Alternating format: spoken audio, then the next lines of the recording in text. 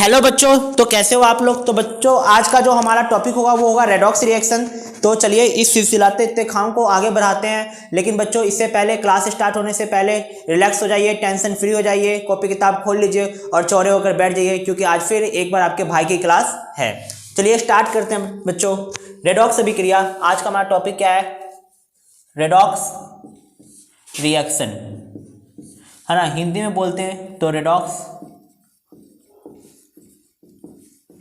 अभिक्रिया। देखो रेडॉक्स अभिक्रिया में बच्चों हम क्या पढ़ने वाले हैं, तो देखो अगर रेडॉक्स अभिक्रिया में हम दो तीन चीजें पढ़ेंगे यहाँ पे। सबसे पहले तो हम पढ़ेंगे ऑक्सीडाइजिंग एजेंट क्या होता है, रिड्यूसिंग एजेंट क्या होता है, हिंदी में उपचायक अपचायक कहते हैं इन्हें। तो सबसे पहले मैं कुछ वर्ड्स लिख देता हूँ ताकि आपको क्लियर हो। तो देखो रेडॉक्स अभिक्रिया क्या होता है ना। Reaction in which both oxidation and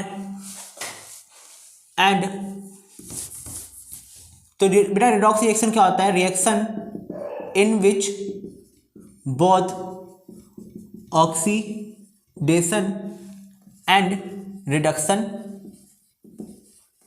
take place simultaneously. वो अभिक्रिया जिसमें उपचयन, ऑक्सीडेशन को इंग्लिश में क्या कहते हैं? देखो इंग्लिश मीडियम वाले, हिंदी मीडियम वाले बच्चों के लिए मैं लिख देता हूँ कुछ बातें। ऑक्सीडेशन को हिंदी में कहते हैं उपचयन, और बच्चा रिडक्शन को हिंदी में कहते हैं अपचयन। ठीक है, तो बेटा वो अभिक्रिया देखो बाबू, वो अभिक्रिया जिसमें उपचयन और अपचयन दोनों एक साथ हो, वैसे अभिक्रिया को कहते हैं रेडॉक्स अभिक्रिया। वो अभिक्रिया जिसमें उपचयन और अपचयन दोनों एक साथ हो, वैसे अभिक्रिया को कहते हैं रेडॉक्स अभिक्रिया। तो सवाल यह है कि हमें कैसे पता चलेगा किसी में ऑक्सीडेशन हो रहा है, यानी उपचयन हो रहा है या अपचयन हो रहा है। तो देखो उपचयन और अपचयन को पहचानने के दो सबसे आसान तरीके हैं, है ना। जो एनसीईआरटी लिखता है क्या कि मान लो कहीं पे अगर ऑक्सीडेशन होगा,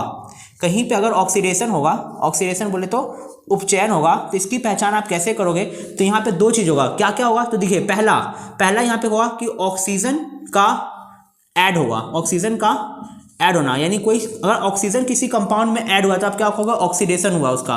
और हाइड्रोजन का रिमूव होना, अगर उस कंपाउंड में से हाइड्रोजन निकला है तो भी क्या कहोगे? उस कंपाउंड का क्या होगा?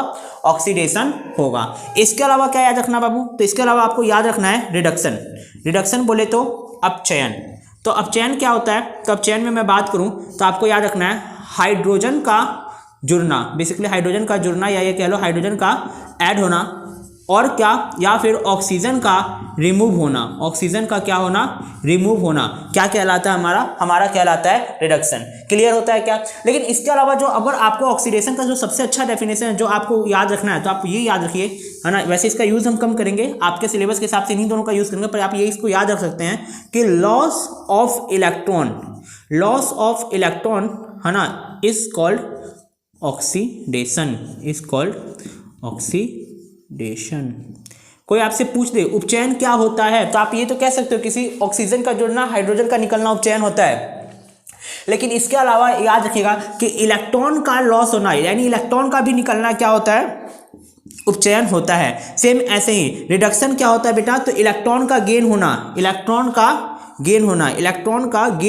है ना। मैं कह देता हूं gain of electron is called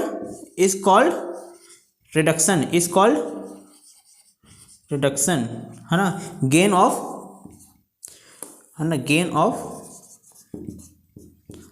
electron, कुछ बच्चे कहेंगे आधा हिंदी आधा इंग्लिश चल रहा है ना, तो यार दोनों पढ़ लो इससे, है ना। Gain of electron is called reduction, loss of electron is called oxidation. या फिर आप ऐसे कर लो कि उपचयन, ऑक्सीजन का जुड़ना और हाइड्रोजन का निकलना उपचयन होता है, और हाइड्रोजन का जुड़ना, ऑक्सीजन का निकलना अपचयन होता है। तो देखो ये एक बेसिक बातें थी जो आपको पता होना चाहिए रेडॉक्स अभिक्रिया में क्या होता है। याद रखना बेटा, रेडॉक्स अभिक्रिया में उपचयन और अपचयन दोनों साथ में होंगे। कभी भी ऐसा नहीं हो सकता कि उपचयन हो जाए और अपचयन ना हो। अगर उपचयन हुआ है तो अपचयन होगा, अगर उपचयन हुआ है तो अपचयन होगा। कभी भी ऐसा नहीं हुआ कि इन दोनों में से कोई एक हो जाए, दोनों हमेशा साथ होते हैं। देखो डेफिनेशन में लिखा है reaction in which both oxidation and reaction take place simultaneously, दोनों को एक साथ चलना होगा। तो अब हम अगला टॉपिक इसको क्वेश्चन करते हैं, आपको समझाते हैं रिडक्शन ऑक्सीडेशन क्या होगा।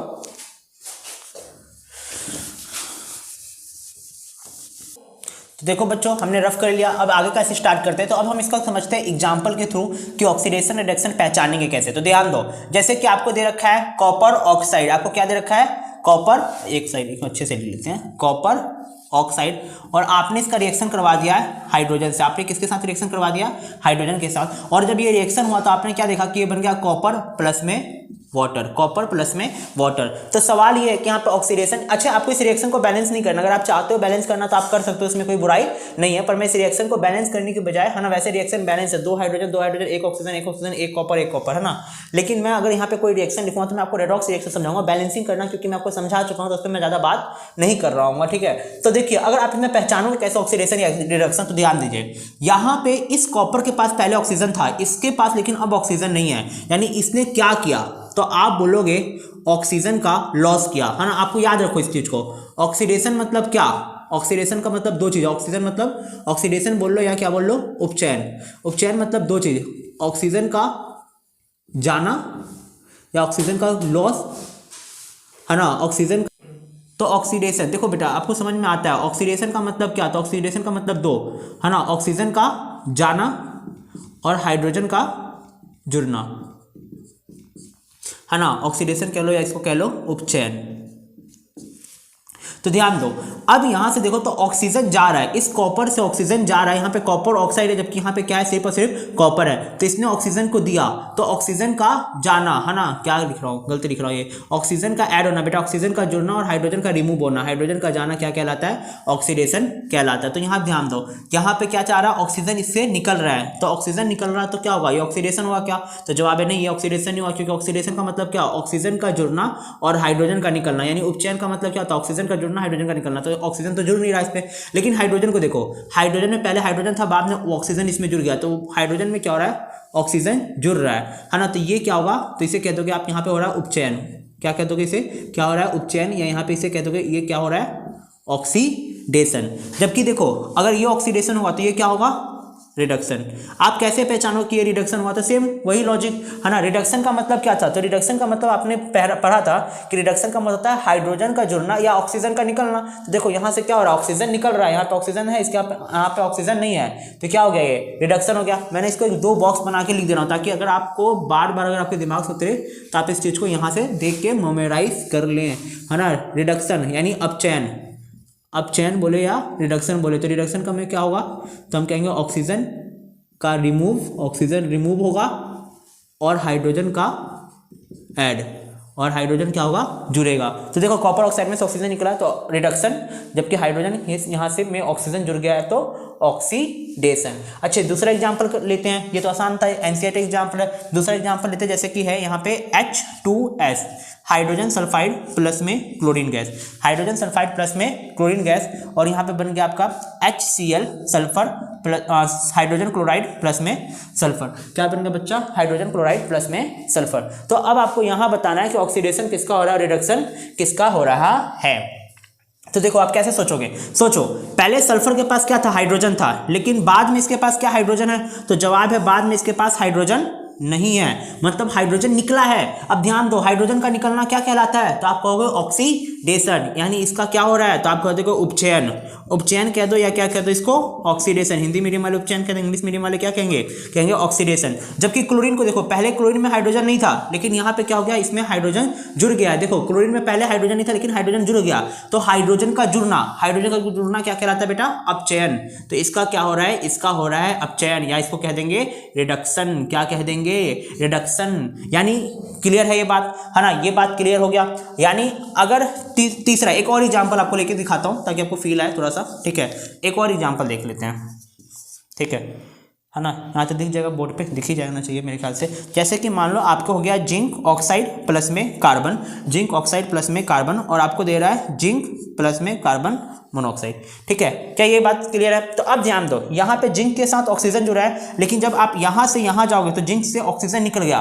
ऑक्सीजन का निकलना क्या कहलाता है, अपचयन। तो इसका मतलब यहाँ पे क्या हो रहा है, आप बोलोगे यहाँ पे हो रहा है अपचयन, या फिर क्या बोल दोगे इसको, यहाँ हो रहा है रिडक्शन। जबकि यहाँ देखो कार्बन में पहले ऑक्सीजन नहीं था, लेकिन यहाँ पे ऑक्सीजन जुड़ गया है, तो ऑक्सीजन का जुड़ना क्या कहलाता है, तो जवाब है ऑक्सीडेशन, जवाब है ऑक्सीडेशन, है ना, या तो बोले तो उपचयन, ठीक है। अब एक बात बताता हूं, है ना, अब आपसे सवाल पूछेगा कैसे पेपर में, देखो ये तो आपने पहचान लिया, आ गया आपको कि ऑक्सीडेशन रिडक्शन कैसे देखते हैं। अब आपसे पेपर में सवाल पूछे, क्या बोलेगा, आपको ये रिएक्शन दे दिया, आपको बोलेगा बताओ ऑक्सीडेशन यहाँ पे किसका हो रहा है, रिडक्शन यहाँ पे किसका हो रहा है। तो आप देख लो चुपचाप, अगर आपसे पूछा ऑक्सीडेशन किसका हो रहा है, ऑक्सीडेशन या उपचयन, तो देखो उपचयन किसका हो रहा है, तो देखो ऑक्सीडेशन हो रहा है वो हाइड्रोजन का ना, देखो हाइड्रोजन से ही तो पानी बन रहा है, तो ऑक्सीडेशन किसका हो रहा है, हाइड्रोजन का।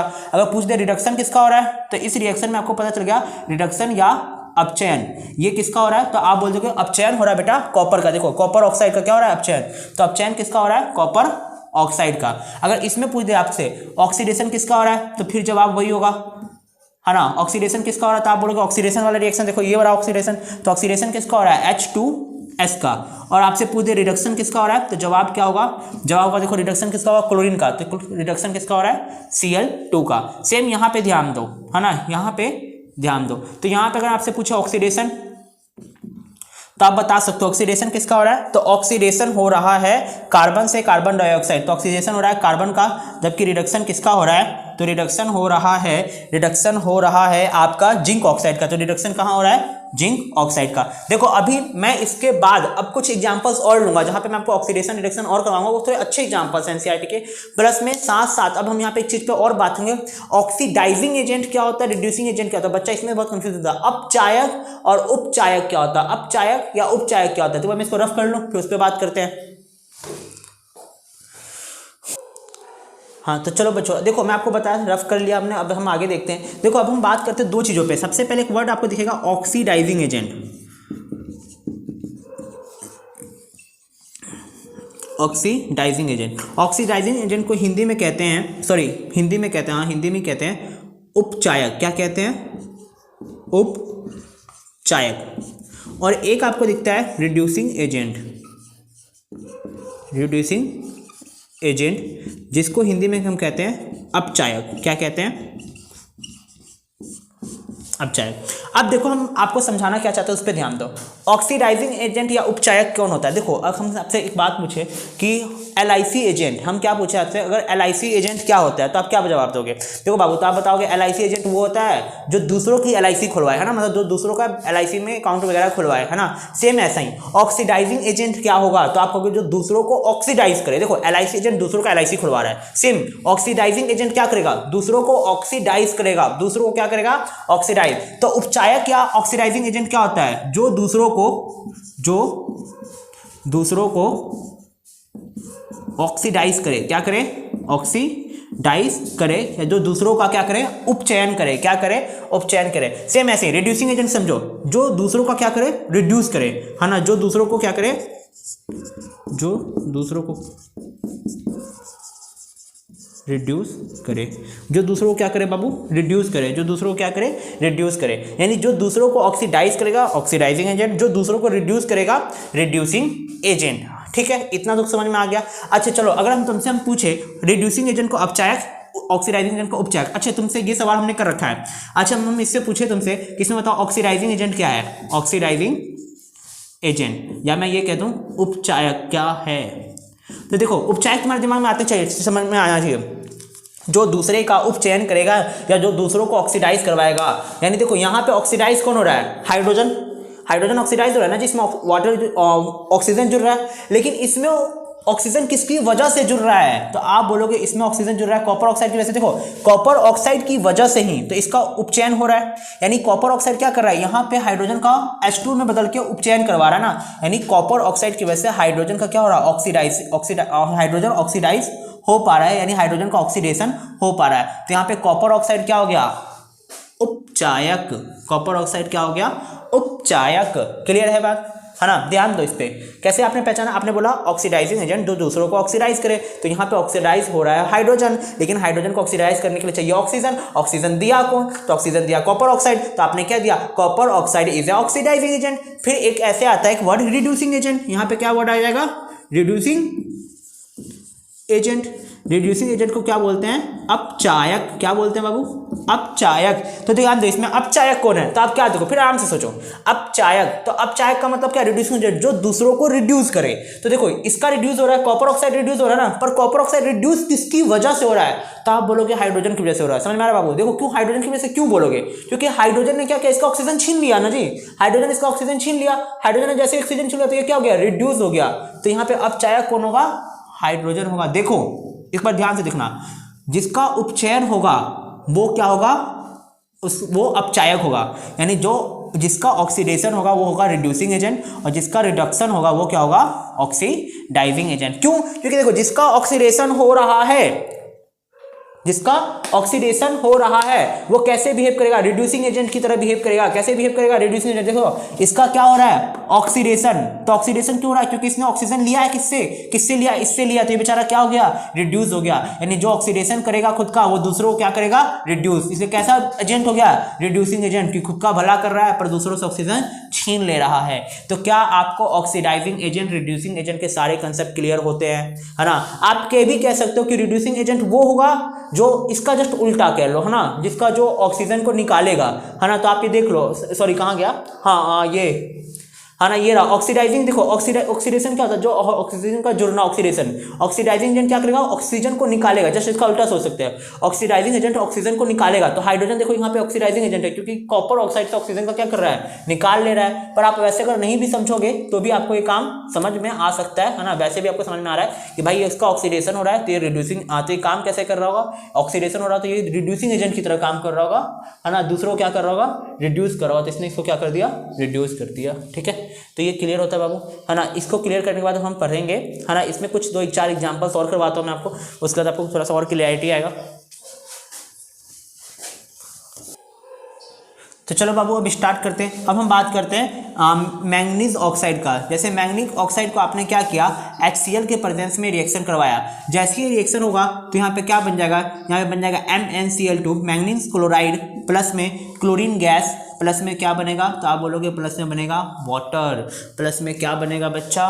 वाटर, है ना। क्या बनेगा? वाटर, है ना। अब ध्यान दो, इसमें कैसे सोचोगे? तो ध्यान दो, MnO2 के साथ क्या जुड़ा था? ऑक्सीजन जुड़ा था। देखो वाटर के बारे में नहीं सोचना ना, वाटर के बारे में बात नहीं करना, क्योंकि वाटर में जो हाइड्रोजन है, देखो यहाँ पे हाइड्रोजन 1 इलेक्ट्रॉन दे रखा है, यहाँ पे हाइड्रोजन यहाँ पे भी 1 इलेक्ट्रॉन दे रखा है, ऑक्सीजन ने यहाँ पे 2 इलेक्ट्रॉन लिया है, ऑक्सीजन ने यहाँ पे 2 इलेक्ट्रॉन लिया है। तो इस रिएक्शन में ये जो यहाँ पे ऑक्सीडेशन या रिडक्शन जो भी हो रहा है, इस रिएक्शन में जो भी उपचयन या अपचयन हो रहा है, इसमें वाटर का कोई रोल नहीं आ रहा है। सिर्फ वाटर को इसलिए डाला गया कि ताकि ये पूरा रिएक्शन क्या हो जाए? बैलेंस हो जाए, है ना। इस रिएक्शन को बैलेंस करने के लिए हम देखो, जब भी कोई रिडॉक्स रिएक्शन होता है और उसको हमें बैलेंस करना होता है ऑक्सीजन और हाइड्रोजन को, तो हम इसको वाटर को लगा देते हैं। ठीक है, तो इसका बैलेंसिंग के लिए ये इंपॉर्टेंट रोल है। But and the way of देखें हम ऑक्सीडेशन रिडक्शन में, तो इसका कोई खास रोल आएगा नहीं। तो हमें जो भी बात करना है, यहाँ पे जो भी चीजें दी गई हैं इसके बिहाफ पे बात करना है। तो अब सोचेंगे कैसे सोचेंगे हम, है ना। हम बोलेंगे यार मैंगनीज में पहले ऑक्सीजन जुड़ा हुआ था, पर अब यहाँ से इसका ऑक्सीजन निकल गया।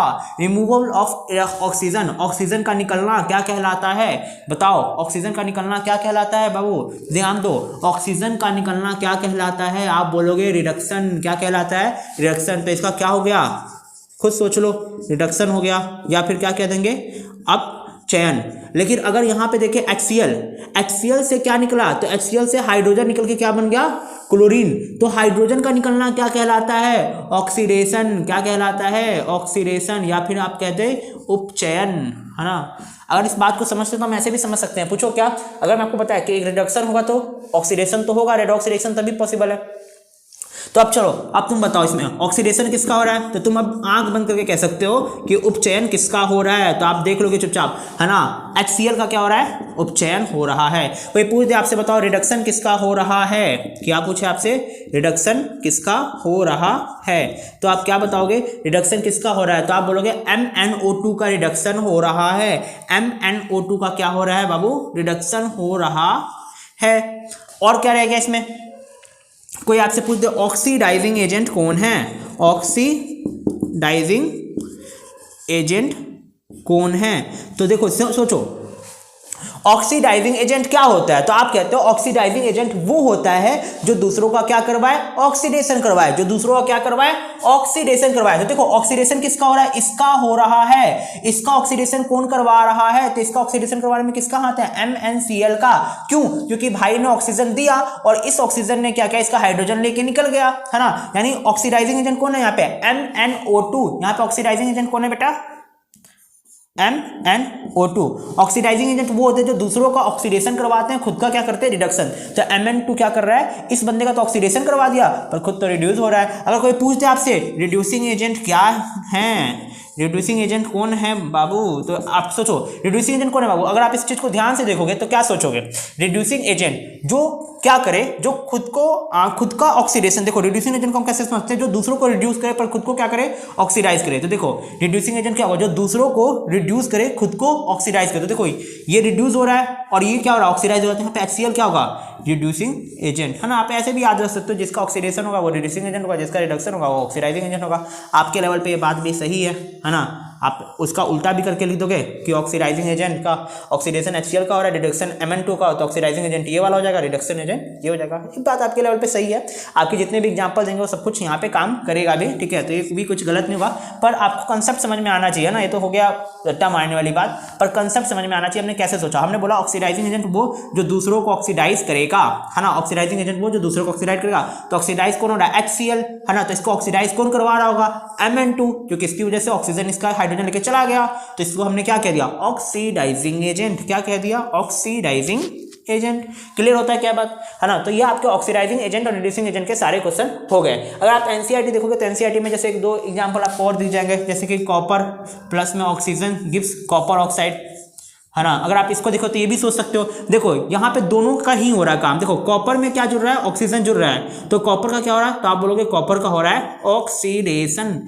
जबकि देखो ऑक्सीजन में क्या जुड़ रहा है, कॉपर जुड़ रहा है ना, यानी ऑक्सीजन ने इलेक्ट्रॉन को गेन किया है ना। देखो कई बार ऐसा होता है ना कि वो जो हम बात करते थे ना, किसी ये हाइड्रोजन का जुड़ना, ऑक्सीजन का निकलना, इससे कई बार चीज़ें समझ में नहीं आती है। तो हमें कुछ बातें और भी कंसेप्ट है, जैसे loss of electron, gain of electron.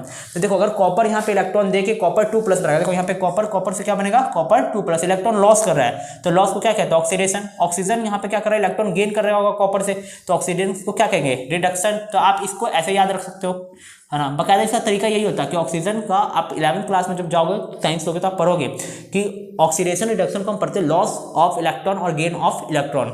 अभी तो फिलहाल आप ऐसे समझो, कॉपर में ऑक्सीजन जुड़ रहा है तो कॉपर का ऑक्सीडेशन, जबकि ऑक्सीजन का क्या होगा यहाँ पे, रिडक्शन, क्योंकि एक का ऑक्सीडेशन होगा तो एक का क्या होगा, रिडक्शन। तो क्या आपको समझ में आया, कोई पूछ इसमें ऑक्सीडेशन किसका हो रहा है, कॉपर का, रिडक्शन किसका हो रहा है, ऑक्सीजन का। कोई पूछ दे इसमें ऑक्सीडेशन किसका हो रहा है, ऑक्सीडेशन बोले तो उपचयन किसका हो रहा है, तो आपका जवाब होना चाहिए, आपका जवाब होना चाहिए भैया ऑक्सीडेशन हो रहा है कॉपर का। अगर कोई पूछ दे इसमें रिडक्शन किसका हो रहा है, तो आपका जवाब होना चाहिए रिडक्शन मतलब अपचयन। अपचयन किसका हो रहा है, तो आपका जवाब होना चाहिए अपचयन हो रहा है बाबू ऑक्सीजन का। तो यहाँ पे ऑक्सीडाइजिंग एजेंट कौन होगा, ऑक्सीडाइजिंग एजेंट वो होता है जो दूसरों का क्या करवाता है, ऑक्सीडेशन। तो ऑक्सीडाइजिंग एजेंट क्या हो जाएगा, O2। अगर कोई पूछे रिड्यूसिंग एजेंट क्या होगा, रिड्यूसिंग एजेंट वो होता है जो दूसरों को रिड्यूस करवाता है, तो रिड्यूसिंग एजेंट क्या हो जाएगा, Cu। तो क्या ये बात आपको समझ में आ चुकी है। तो ये है आपके वो सारे एग्जांपल जो आपको NCERT में इधर उधर दे रखे हैं, तो इसको आप कवर अप कर लीजिए, ठीक है। आपका रेडॉक्स रिएक्शन यहाँ पे हमने क्या करवा दिया, खत्म करवा दिया। हर एक बात जो हमें बताना चाहिए था सारी बात इसमें कवर की गई है। अब हम आपको पढ़ाएंगे रेडॉक्स रिएक्शन के बाद जो हमारा अगला टॉपिक होगा वो होगा विकृत गंधिता, है ना, रेंसिडिटी। तो हम इस पे भी बात करेंगे। और एक और हमारा टॉपिक रह गया कोरिजन इस चैप्टर का, तो कोरिजन विकृत गंधिता खत्म करके आज ये चैप्टर खत्म करने वाले हैं। तो अब अपना अगला टॉपिक है corrosion of metal. Corrosion of metal या संक्षारण क्या होता है, तो संक्षारण की जब भी हम बात करते हैं तो धातुओं का संक्षारण का मतलब ये है कि धातु का खराब हो जाना। कैसे खराब हो जाना, तो जी देखो आपने लोहा लाया, अब वो आपने जैसे ही लोहा लाया है तो लोहा क्या हुआ, एटमॉस्फेयर में जो ऑक्सीजन है उससे रिएक्ट किया, जो नमी वमी है हवा में जो मॉइस्चर है उस नमी से रिएक्ट किया और धीरे धीरे उस पर जंग पकड़ लिया। जंग पकड़ने की वजह से क्या हो गया, धीरे धीरे लोहा सड़ने लगा और खराब हो गया। इसी प्रक्रिया को पूरी प्रक्रिया क्या कहते हैं, कोरिजन या संक्षारण। क्या संक्षारण सिर्फ और सिर्फ लोहे का होता है, तो नहीं, संक्षारण सिर्फ लोहे का नहीं होता, कोरिजन सिर्फ सभी धातुओं का हो सकता है। लोहे में कोरिजन कहलाता है रस्टिंग, रस्टिंग मतलब जंग लगना, ठीक है। अच्छा चलो इसमें थोड़ा सा बात को और समझते हैं, होता है क्या है कोरिजन। तो कोरिजन में क्या होता है, मेटल का ऑक्सीडेशन हो जाता है। मेटल का क्या हो जाता है, ऑक्सीडेशन, जिसकी वजह से मेटल क्या हो जाता है, खराब हो जाता है। तो इसे हम कहते हैं संक्षारण, है ना। तो मैं ज़्यादा नहीं कुछ लिखते हुए मैं सिंपल सा एक लाइन लिख दे रहा हूँ, ठीक है। कोरिजन क्या लिख रहा हूँ मैं, oxidation of metal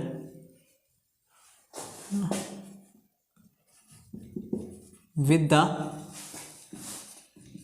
reaction of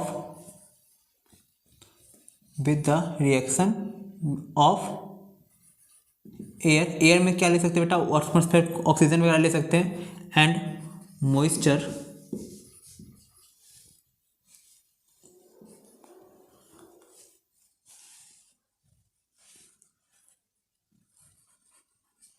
and due to this reason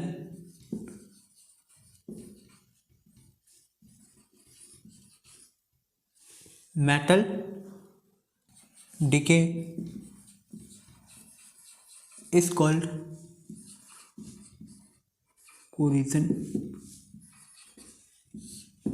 क्या कह रहा कि मेटल का ऑक्सीडेशन हो जाना, किसके साथ ऑक्सीडेशन हो, जो हवा में ऑक्सीजन है या जो हवा में नमी है उस नमी के साथ अभिक्रिया करके मेटल का ऑक्सीडेशन हो जाना, जिसमें से मेटल क्या हो जाए, खराब हो जाए, डिके हो जाए, है ना, नष्ट हो जाए। इस प्रक्रिया को क्या कह रहे हैं, कोरिजन, संक्षारण कह रहे हैं। इस प्रक्रिया को क्या कह रहे हैं, संक्षारण, है ना। हिंदी मीडियम वाले तो क्या बोलोगे, है ना, धातुओं का उपचयन, जिस वजह से धातु क्या हो जाए, बर्बाद हो जाए, खराब हो जाए, इस प्रक्रिया कहते हैं संक्षारण। धातु का उपचयन होने के लिए हम ऑक्सीजन और हवा में से मॉइस्चर वगैरह लिया जाता है। तो बाबू अब समझो इस चीज को, अगर आप इस चीज को समझोगे तो अब आपको ना एनसीईआरटी ने 3 डीके दे रखा है। सबसे पहले 3 प्रकार के कोरिजन दे रखा है। पहला दे रखा है इसने, है ना, कोरिजन ऑफ आयरन। पहला दे रखा है इसने कोरिजन ऑफ आयरन। किसका दे रखा है, लोहे का संक्षारण। किसका बेटा, लोहे का। दूसरा बाबू इसने दे रखा है, एनसीईआरटी जो आपकी लिखती है वो दूसरी जो लिखती है वो लिखती है दूसरी चीज़ के बारे में, सिल्वर के बारे में। दूसरा क्या लिखता है, कोरिजन ऑफ सिल्वर, चांदी का, है ना, चांदी नहीं, ऐसे नहीं, वैसे लिखते हैं मेरे ख्याल से, चांदी, है ना। और तीसरा एनसीईआरटी लिखती है कोरिजन ऑफ, है ना, तीसरी एनसीईआरटी लिखती है कोरिजन ऑफ, है ना, लोहे का करवा दिया, चांदी करवा दिया, किसका करवाएंगे अब, कॉपर। किसका करवाएंगे बाबू, कॉपर, तांबे का, तांबा, ठीक है। अब ध्यान दो, है ना, corrosion of iron is also called rusting, है ना। कोरिजन ऑफ आयरन के कोरिजन के प्रोसेस को क्या कहते हैं, आल्सो कॉल्ड रस्टिंग, जंग लगना। और क्या कहलाता है इसका प्रोसेस, रस्टिंग का हिंदी क्या होगा, जंग लगना। अब ये होगा कैसे, अब समझो होता क्या है। अगर आप इस चीज़ को सही से देखोगे तो होता क्या है, तो एयर में अगर आप देखो तो एयर में क्या है, आपने एक आयरन को लिया, इस आयरन ने क्या किया, ऑक्सीजन। हवा में तो ये रिएक्शन में एक तो इलेक्ट्रोकेमिकल रिएक्शन में बहुत सारी चीज़ होती है, पर आपको जो नॉर्मल रिएक्शन याद रख सकते हो आप ये याद सकते हो कि आयरन आया, आयरन ने ऑक्सीजन प्लस में क्या हुआ, कुछ molecules of water, H2O, water की मॉलिक्यूल्स फिक्स नहीं है, वो कितने भी अमाउंट से कर सकता है, लेकिन यहाँ पर लिख देते हैं x H2O molecules of water के साथ क्या किया, रिएक्शन करवाया, और रिएक्शन करवा के क्या बना दिया, रिएक्शन करवा के उसने बना दिया फेरिक ऑक्साइड Fe2O3.XH2O। और इस पूरे को क्या कहते हैं, जंग कहते हैं। इसी पूरे को क्या कहते हैं, जंग, या क्या कहते हैं, रस्टिंग, या क्या कहते हैं, रस्ट, है ना। तो आयरन में जंग कैसे दिखेगा, देखो जब लोहा, ऑक्सीजन और मॉइस्चर पानी वगैरह से अभिक्रिया करके क्या बना देगा, Fe2O3XH2O। इसको क्या कहते हैं, जंग या rust, ferric oxide with XH2O water के साथ। अगर मैं बात करूँ कोरिजन ऑफ सिल्वर, है ना, सिल्वर में कैसे काम करेंगे तो समझो। पहली बात तो याद देखो, सिल्वर को हम लिखते हैं Ag से। सिल्वर को किससे दर्शाते हैं, Ag से। जैसे कि आयरन को मैंने Fe से दिखाया, Fe किसको दिखाता है, आयरन को। जैसे ऑक्सीजन को O2, वैसे आयरन को Fe, सिल्वर को Ag। अब मेरी बात को समझो, देखो आपने ये पढ़ रखा होगा, अगर आपने पहले पढ़ रखा है तो आपने पढ़ रखा होगा कि सिल्वर एक ऐसी धातु होती है, सिल्वर हो गया, प्लेटिनियम हो गया या सोना हो गया, जो जल्दी, जिनका संक्षारण नहीं होता, जिनका कोरिजन जल्दी नहीं होता है। लेकिन क्या सच में हम ऐसा हर केस में है, तो ऐसा हर केस में तो नहीं होता। अगर आपने देखा होगा तो आपकी मम्मी ने पायल वगैरह पहना होगा या आपने भी कुछ चांदी का पहना होगा, तो आप देखते हो धीरे धीरे उस समय पे काला पड़ जाता है, मतलब इनका कोरिजन तो हो रहा है ना, पर कैसा होता है तब इस पर बात करते हैं। अच्छा यार, जंग का कलर कैसा होता है, जंग का कलर होता है ब्राउन, ठीक है, कैसा होता है, ब्राउन। जबकि कोरिजन ऑफ सिल्वर होता है ना, तो यहाँ पे सिल्वर कैसा हो जाता है, तो याद रखना यहाँ पे सिल्वर हो जाता है बेटा काला। सिल्वर कैसा हो जाएगा, सिल्वर का रंग हो जाएगा काला, है ना। जबकि कॉपर में कोरिजन होने की वजह से कॉपर का रंग कैसा हो जाता है, तो नॉर्मल कॉपर का रंग आपको पता है ना, ब्राउन टाइप का होता है, ब्राउनिश टाइप का होगा। लेकिन कोरिजन के बाद किसके बाद, corrosion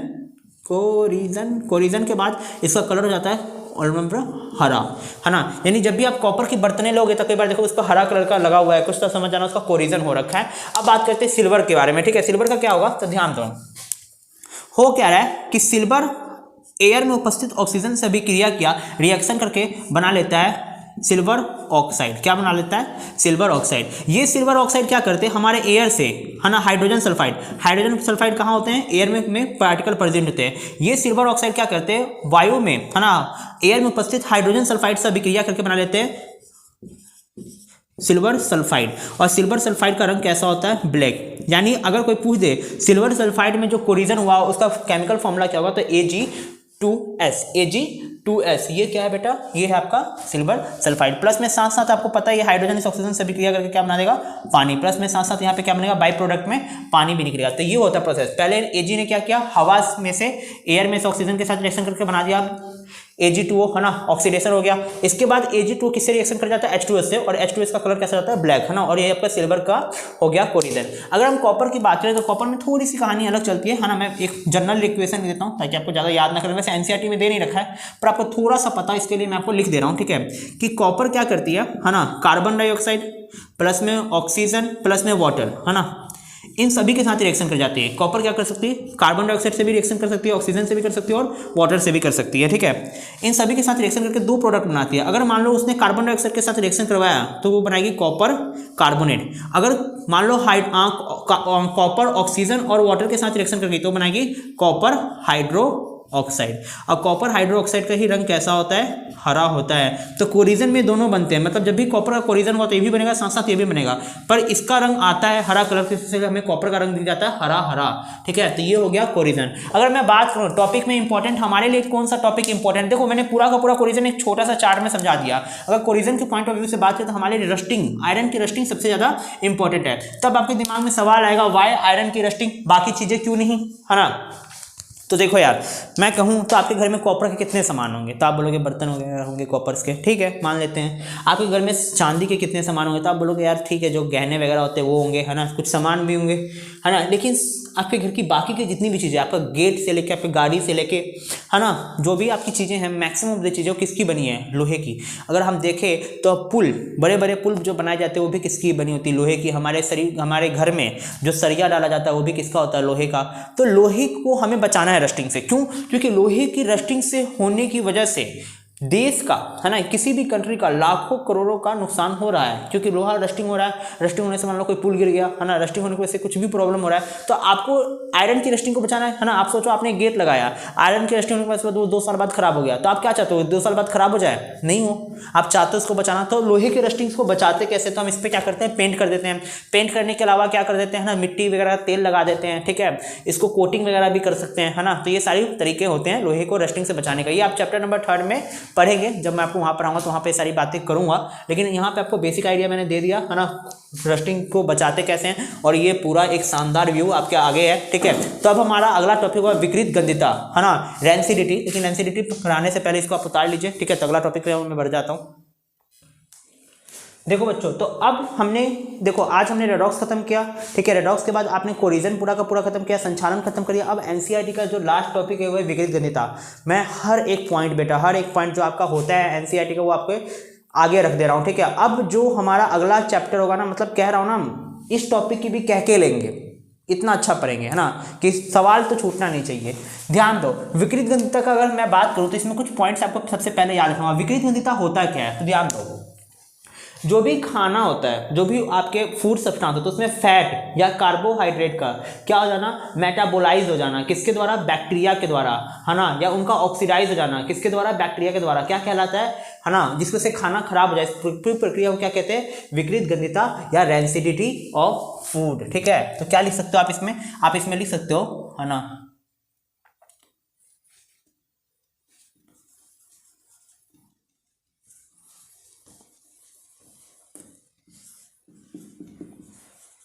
oxidation of food and oil, oxidation of food, oil and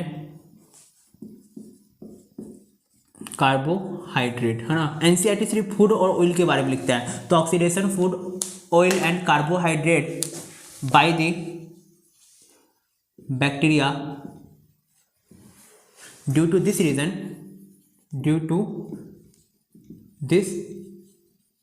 reason, oh my god, oxidation of food नहीं बेटा, फैट, क्या लिख रहा हूँ आजकल मैं, फैट बोल लो या फिर क्या बोलो, लिपिड, क्या बोल लो, लिपिड, वसा, है ना, क्या बोल लो, वसा, है ना। तो oxidation of fat, oil, carbohydrate by the bacteria, है ना, due to this reason food become spoil, है ना, एंड ए बैड स्मेल, है ना, एंड ए बैड स्मेल, जिसे हम क्या कहते हैं, बदबू कहते हैं, फाउल स्मेल, क्या कहते हैं, फाउल स्मेल, है ना। तो oxidation of fat, oil and carbohydrate by bacteria due to this reason food become small and a bad smell या फाउल स्मेल कम आउट, है ना, come out from the food is called rancidity, is called rancidity, is called rancidity, है ना। क्या कह रहा है, कह रहा है वसा, तेल और कार्बोहाइड्रेट का बैक्टीरिया के द्वारा पाचन करने की वजह से, है ना, बैक्टीरिया के द्वारा उपचयन करने की वजह से खाना बर्बाद हो जाता है, उसमें से गंदी बदबू आने लगती है, और इस पूरी प्रक्रिया को क्या कहते हैं, विकृत गंधिता, यानी विकृत गंधिता का मतलब क्या है, खाने का बर्बाद हो जाना। अब सवाल है विकृत गंधिता को बचाएंगे कैसे, एक तो ठीक है कि खाना बर्बाद हो गया, पर इसको बचाया कैसे जा सकता है। तो देखो एनसीईआरटी में इससे कुछ चीज़ें तो बता रखी है आपको, ठीक है, कुछ चीज़ें आपको मैं बता देता हूँ, है ना, आपको याद रखना है, ठीक है। क्या क्या इसका तरीका हो सकता है, तो 2-4 तरीका हमें याद रखना है। सबसे पहला, अगर आपको खाने को बचाना है तो क्या कर लो, या तो उसको हाई टेम्परेचर पे रखो, है ना, या हम इससे कहते हैं बार बार गर्म कर लो, है ना, फ्रिक्वेंटली क्या करो, उसको गर्म करो, एंड या इसको क्या रखो, या इसको लो टेम्परेचर पे रखो, है ना।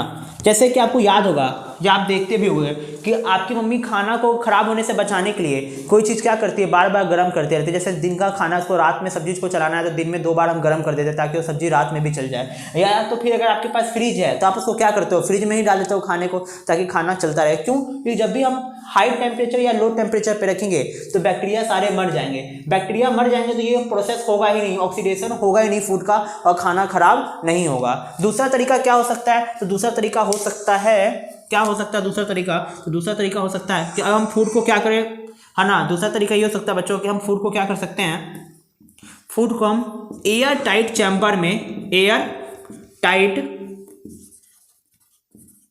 चैम्बर में प्रिजर्व कर ले, क्या कर ले, प्रिजर्व कर ले, है ना, या एयर टाइट चैम्बर में रखे। जैसे कि एयर टाइट चैम्बर का मतलब क्या है कि ऐसी जगह पे रखिए जहां पे ऑक्सीजन बिल्कुल ही ना हो, क्योंकि देखो फैट या ऑयल का ऑक्सीडेशन करने के लिए क्या चाहिए, ऑक्सीजन तो चाहिए। अगर आप ऑक्सीजन ही नहीं रखेंगे, एयर टाइट चैम्बर में रखेंगे, जैसे डिब्बा बंद जो वस्तुएं आती हैं जिनमें खाने का सामान होता है उसे एयर टाइट चैम्बर में रखा जाता है, कि इससे वो क्या होता है, खराब नहीं होता है, और खराब भी होता है तो बहुत लेट सेट खराब होता है। तीसरा, अगर और किसी वस्तु को खराब होना से बचाना है तो आप क्या करो, उसमें क्या कर सकते हो, उसमें आप कर सकते हो बेटा, है ना, सॉल्ट, है ना, सॉल्ट क्या कर देते हैं, कई बार ऐड कर देते हैं, तो सॉल्ट से भी क्या, सॉल्ट ऐड करने से भी क्या होता है, वस्तु प्रिजर्व हो जाती है, क्योंकि सॉल्ट डालोगे तो बैक्टीरिया का ग्रो क्या हो जाएगा, रुक जाएगा। तो ये भी एक तरीका हो सकता है कि वस्तु में क्या ऐड कर दो, सॉल्ट ऐड करके हम क्या करते हैं, उसका प्रिजर्वेशन कर सकते हैं। और क्या हो सकता है, तो और कुछ केमिकल्स आते हैं, उन केमिकल्स को भी यूज करके, है ना, प्रिजर्वेशन किया जा सकता है। जैसे कि वो केमिकल कौन से होते हैं, तो उसको 2 केमिकल आपको याद रख लेना बस, है ना। वैसे आप चाहो तो बहुत सारे याद रख सकते हो, लेकिन आपको ज़्यादा याद नहीं रखना चाहिए। तो एक आता है सोडियम बेंजोएट, क्या होता है बाबू, सोडियम बेंजोएट। सोडियम बेंजोएट जो भी आप ना, जो दूध कह रहा हूँ, सॉरी, जो आप जूस भी लेते हो, रियल मी वगैरह, है ना, रियल वगैरह का जूस वगैरह हम पीते हैं, तो उसमें ये प्रेजेंट होता है सोडियम बेंजोएट, ताकि ना इससे क्या हो, जूस खराब ना हो। या फिर क्या हो सकता है, तो आप यूज करते हो सोडियम मेटा बाई सल्फाइड, तो इसका भी आप यूज़ किया जाता है ना, बचाने के लिए। बाकी आपको अचार वगैरह में भी आपने देखा, अचार वगैरह को खाने ख़राब होने से बचाना होता है तो हम उसमें ऑयल वगैरह मसाला वगैरह भी डाल देते हैं, तो वो सब चीज़ें ठीक है, बट आपको जो मेन चीज़ें याद रखना है वो आपको ये याद रखना है। इसके अलावा एक बात एनसीईआरटी ने और लिख रखा है, वो क्या, जैसे कि आप चिप्स देख लो, है ना, चिप्स वगैरह के पैकेट में हम क्या डाल देते हैं, तो हम डाल देते हैं नाइट्रोजन गैस। क्या डालते हैं बाबू, तो हम डालते हैं नाइट्रोजन गैस। क्या डालते हैं, नाइट्रोजन गैस। नाइट्रोजन गैस से क्या होगा, जैसे ही आप नाइट्रोजन गैस डालोगे ऑक्सीजन तो होगा नहीं, और ऑक्सीजन होगा नहीं तो फिर ये प्रोसेस रेंसिडिटी का होगा नहीं। तो आप क्या कर सकते हो, हाई टेम्परेचर या लो टेम्परेचर पर रख सकते हो, भोजन को एयर टाइट चैम्बर में रख सकते हो, सॉल्ट ऐड कर सकते हो, केमिकल भी डाल सकते हो जैसे सोडियम बेंजोएट, सोडियम मेटाबाइसल्फाइड, और नाइट्रोजन गैस रख सकते हो चिप्स में। आप लोग कोई दूसरा गैस क्या रख सकते थे चिप्स में, अगर चिप्स में कोई बच्चे पूछते हैं कि सर एक बात बताओ, अगर हम चिप्स में गैस ना डालें, चिप्स को क्या कर दे, एयर टाइट चैम्बर कर दे, है ना, सारी गैस निकाल दे, है ना, तो भी तो काम हो सकता है। मैं कहूँगा हाँ हो सकता है, लेकिन जैसे देखो आप चिप्स में से अगर गैस निकालोगे तो चिप्स क्या होना चाहिए, क्रंची होना चाहिए, और दूसरा क्या होना चाहिए, उसके पीस अच्छे से बड़े बड़े होने चाहिए, तभी तो मजा आएगा खाने में। आपको मैं चिप्स को बुक नहीं करके दे दूँ तो आप खाओगे क्या, नहीं खाओगे ना, तो सेम वही बात है ना। तो चिप्स फुला रहे, अच्छे से क्रंची रहे, है ना, बड़ा बड़ा शेप में रहे, इसलिए उसमें गैस निकाल दे, तो उसको एयर टाइट चैम्बर में नहीं रखा जाता है। तो बेटा आज आपका ये पहला चैप्टर बिल्कुल अच्छे से शानदार तरीका से एनसीईआरटी के हर एक लाइन, हर एक कंसेप्ट, मतलब कह रहे हैं कह के ले ली है पूरे हमने एनसीईआरटी की, ठीक है। और मैं आपको कह रहा हूँ सेकंड चैप्टर और थर्ड चैप्टर की और पूरी केमिस्ट्री की कह के ले लेंगे। एनसीईआरटी ऐसा फाड़ के रख देंगे ना कंसेप्ट की कि धज्जिया उड़ जाएगा, आप याद रखना। तो आपको क्या करना है, आपको ये वीडियो उन बच्चों के साथ शेयर करना है जिनको सच में इनकी नीड है, इनकी ज़रूरत है ना, आप उनको शेयर करिए, आप खुद भी पढ़िए इससे, है ना। बहुत अच्छे, और सबसे अच्छा ये है कि 20-20, 25-25 आधे घंटे में आपको एक बेहतर कंसेप्ट दिया जा रहा है ना। मतलब आप सोच नहीं सकते, आपको ये करने के बाद आपको एनसीईआरटी की हर एक लाइन आपको समझ में आने वाली है। आप क्वेश्चंस करेंगे तो आपसे क्वेश्चंस भी बन रहे, चाहे एनसीईआरटी कर लीजिए, चाहे एनसीईआरटी एग्जाम्पलर के आप सवाल सॉल्व कर लीजिए, है ना। तो आज के लिए थैंक यू। चैनल को सब्सक्राइब कर लीजिएगा, ठीक है, वीडियो को लाइक कर दीजिएगा, ठीक है। और हमारे इसी चैनल पे मैथ और एसएसटी के वीडियोस भी अपलोड हो रहे हैं आप लगातार, आप वो भी देखते रहिए, ठीक है। पढ़ते रहिए, अपनी तैयारी को बेस्ट करके रखिए, है ना। फरवरी में आपका एग्जाम है, उसके लिए ऑल द बेस्ट, है ना। मेहनत करते रहिए बच्चों।